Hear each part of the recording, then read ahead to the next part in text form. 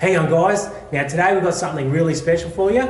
We've got the unboxing of the Recon R10 Winch. Now, down the track we'll talk about all the specifications, but just for today, we'll get it out of the box and see what it's all about.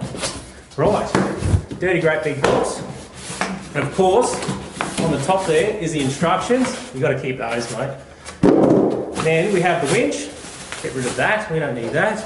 Now, oh, geez, it's a heavy winch too. That is a heavy, big, great winch. Clutch engagement comes with the rope, everything to go with it. So we'll just go through what's in the box and what you get basically. Controller, box full of wires, and a controller that is a remote controller. What else we got? Of course, gloves. A box of biscuits. No, these aren't biscuits. Oh yeah, there you go. That's your Fairly. That's a good looking Fairly. What else do we have? Oh, the green hook. There you go.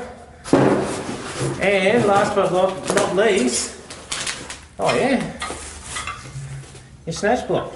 So there you go, folks. New R10 Recon Winch from EFS. And over the next coming weeks, we'll be putting it to the test. Thanks for watching, guys. Cheers.